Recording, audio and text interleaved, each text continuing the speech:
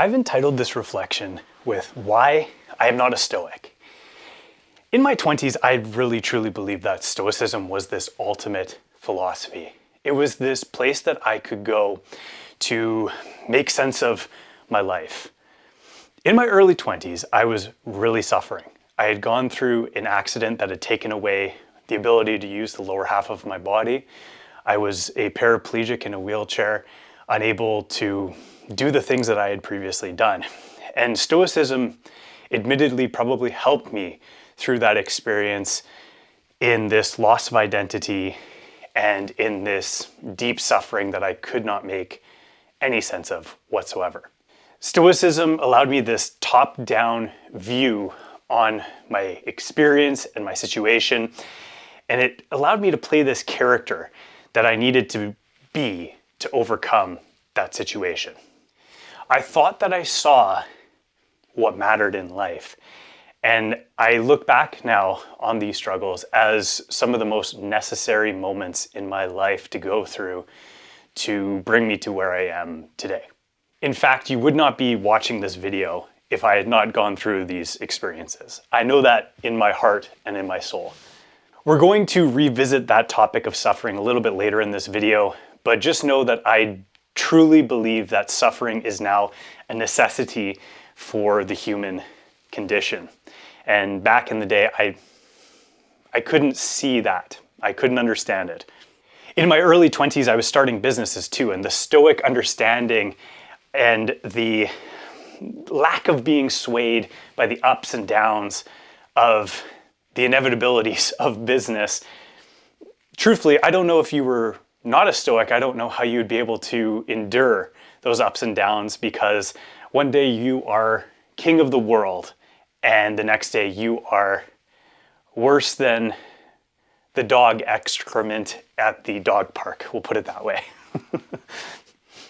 There's an Elon Muskism, and I'm not going to get into my thoughts about Elon in this video, but it's that starting a business is like staring into the abyss and chewing glass. And I could agree with that. I could agree with it. But despite all of this good of Stoicism, there's no way today that I would say that I am a Stoic. As I moved into my 30s, as I became a father, as I felt myself called back to Christ and the church, my Stoicism gave way to the Christian understanding of reality. And I found so much more in this story than the tempering of emotion or utilizing an ideology to get what I wanted out of life. I found there was so much more to life than being Stoic, and it was part of the journey, but it wasn't the destination. One of the things that actually pushed me away from Stoicism was modern Stoicism. If you study the writings of the fathers of the ideology, you would see that the modern interpretation has been completely hijacked by various people to sell books and coins.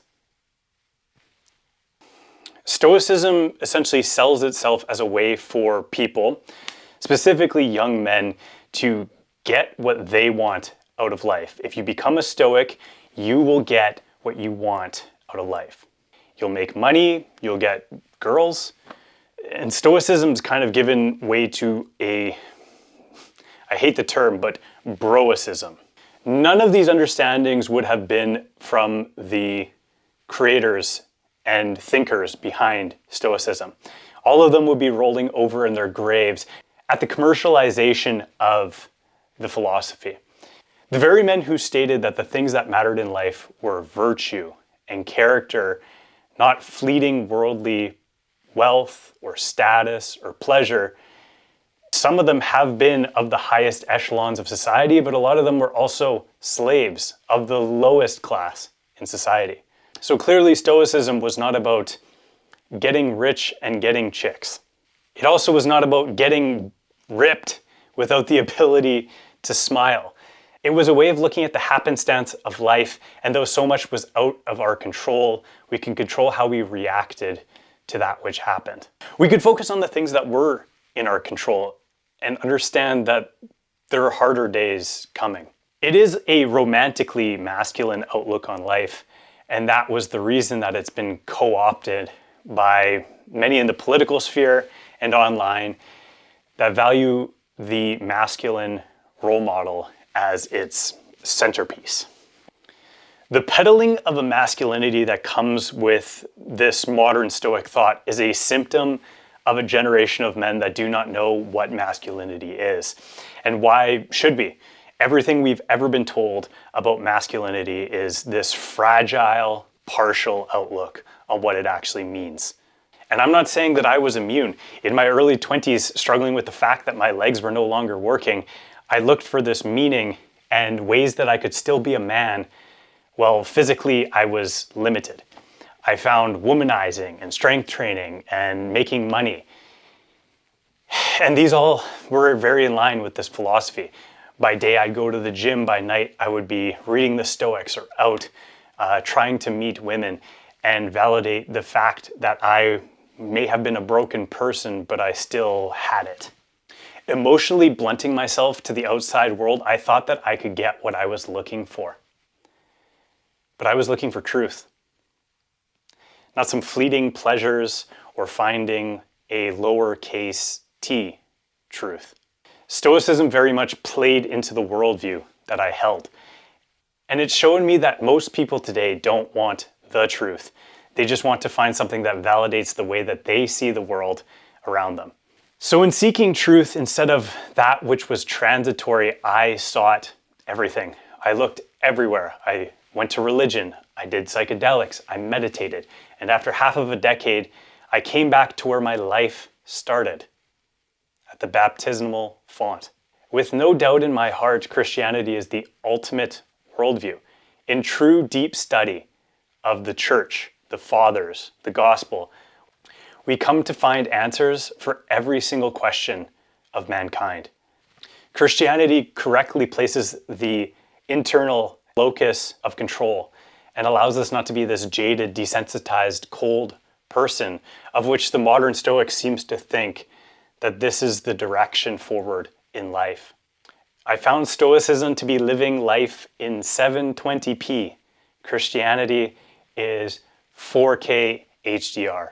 While this modern Stoicism is meant to help you get what you want out of life, Christ instead promises life everlasting, a continual growth towards becoming actually human. Setting the template of Jesus Christ as the aim of all of our lives to shoot toward.